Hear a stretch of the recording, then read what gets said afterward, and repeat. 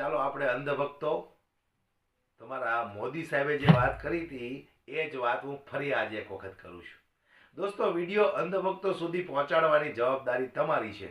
જો કે આ ભાષણ તો તમે પણ સાંભળ્યું હશે અને હજુ ઘણી બધી વખત સાંભળવા મળશે, કારણ કે જેમ જેમ ઉપર જતું જશે એમ એમ તમને યાદ આવતું જશે.